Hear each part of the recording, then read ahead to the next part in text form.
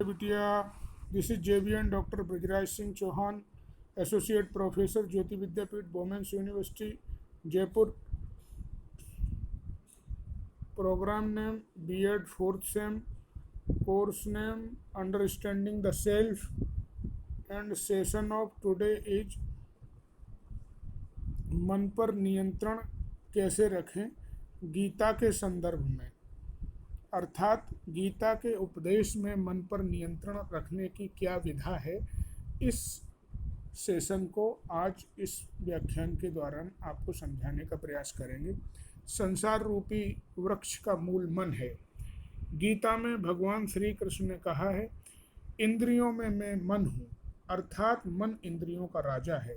उपनिषदों में ऐसा भी वर्णित है कि संसार के समस्त प्राणी मन से ही उत्पन्न होते हैं, मन से ही जीवन जीते हैं और अंत में मन में ही विलीन हो जाते हैं। मन में ऊर्जा का असीम भंडार संचित है, लेकिन इस ऊर्जा के भंडार का सदुपयोग हम तभी कर सकते हैं जब हमारे भीतर सकारात्मक विचार हों और मन में सभी के प्रति प्रेम, मैत्री भाव, करुणा, दया, परोपकार, ईमानदारी इत्यादि सद्गुण हमारे अंतःकरण में हों। ईर्ष्या, क्रोध, हिंसा, नफरत आदि नकारात्मक विचारों से हम दूर रहें। ऐसी स्थिति में आप मन में निहित अंतर्निहित असीम ऊर्जा का उपयोग कर सकते हैं। मन विलक्षण शक्तिपुंज है, संपूर्ण शरीर और इंद्रियों पर इसका आधिपत्य है। शास्त्रकारों ने मन को मनुष्य के बंधन और मोक्ष का कारण बताया है। मने मनुष्याणाम कारणम बंध मोक्षयो। बलवान मन अत्यधिक चंचल है और कठिनाई से वश में होता है। यह स्वेच्छाचारी है। जब मनुष्य मर्यादाओं, सीमा रेखाओं, वर्जनाओं और दायित्व बोध जैसे बंधनों से बंधा हुआ है, प्रायः हम लौकिक सुख पाने को लालायित रहते हैं। मन के भागदौड़ का यही कारण है। अपनी कल्पना शक्ति के बल पर मन रंग बिरंगी योजनाएं बनाकर उन्हें पूरी करने का ताना बाना बुनकर सदा उड़ान भरता रहता है और अक्सर अनेक मृग तृष्णाओं में मनुष्य का भटकाव होता रहता है, जीवन जो कि मनुष्य के जीवन को कष्टप्रद बना देता है।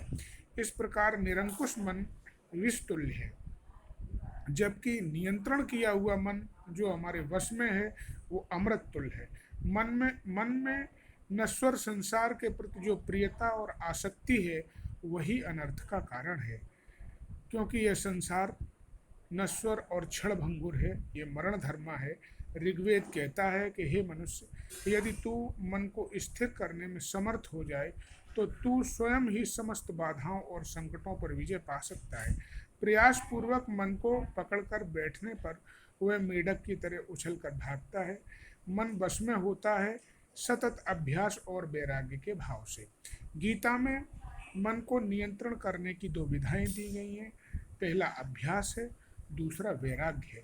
अभ्यास से आशय चित्त वृत्तियों के निरोध से है और वैराग्य का आशय नाशवान जगत के प्रलोभनों से दूर रहने से है। जीवन का उद्देश्य संसार के नश्वर भोग नहीं, अपितु अविनाशी प्रभु की प्राप्ति है। आस्था और विश्वास के अभाव में मन का भक्ति पथ पर टिकना कठिन है। इसलिए हम प्रभु से कोई संबंध बनाकर मिलन की व्याकुलता में इतना क्रंदन करें कि हृदय की संपूर्ण मलिनता आंसू बनकर नेत्रों के मार्ग से बाहर निकल जाए। तभी हमारे निर्मल हृदय में कृपा निधि आकर विराजेंगे। I hope you are satisfied with this session. If you have any query, please mention in comment box. I will resolve it. Thank you very much.